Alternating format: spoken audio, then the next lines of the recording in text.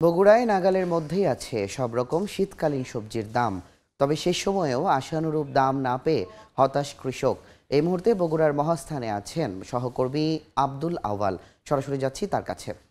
বগুড়ায় ভরা মৌসুমে শীতের আসলে সবজির দাম না পাওয়ায় কৃষকদের একরকম মাথায় হাত পড়েছে। বিশেষ করে মিষ্টি কুমড়া, বাঁধাকপি, ফুলকপি, মূলা, গাজর, টমেটো থেকে সব ধরনের শীতকালীন যেই সবজিগুলো রয়েছে সেগুলোর দাম একদম তলানিতে গিয়ে ঠেকেছে। এখন যে মিষ্টি কুমড়া আমার সামনে দেখতে পাচ্ছেন, এটি কেজিতে মাত্র 7 থেকে 8 টাকা কেজিতে বিক্রি হচ্ছে। এছাড়াও বাঁধাকপি, ফুলকপি সহ অন্যান্য যেই শীতকালীন সবজিগুলো রয়েছে সেই শীতকালীন সবজির দামও কিন্তু মাত্র 4 থেকে 5 টাকার মধ্যে রয়েছে। অর্থাৎ সব রকমের শীতকালীন যে সবজির দাম সেগুলো 10 থেকে 12 টাকার মধ্যে বিক্রি হচ্ছে। বিশেষত এই মৌসুমের শুরুতেই যে আলু উঠতে শুরু করেছে, এই আলুগুলো শুষ্ক না থাকার কারণে কিন্তু হিমাগারে রাখা যাচ্ছে না এবং এর কারণে কৃষকদের প্রতিদিন বাজারে এনে এই আলুগুলো বিক্রি করতে হচ্ছে। সেই আলুগুলো মাত্র 10 থেকে 12 টাকা কেজিতে বিক্রি করতে হচ্ছে।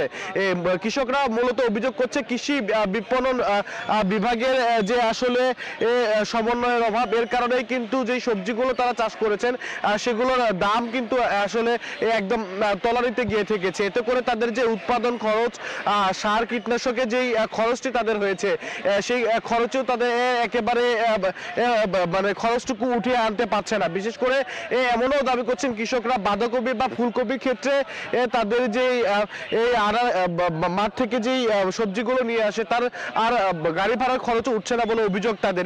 এই যে মহাস্থানের সবজির হাট, এখান থেকে প্রতিদিন শীতের মৌসুমে 60 থেকে 70টি ট্রাকে করে দেশের সবগুলো অঞ্চলে, রাজধানী ঢাকা সহ সবজির সরবরাহ হয়ে থাকে। এই ছিল বগুড়া থেকে আমার কাছে এখন পর্যন্ত সর্বশেষ। শীতকালীন সবজির খবর জানাচ্ছিলেন সহকর্মী আওয়াল।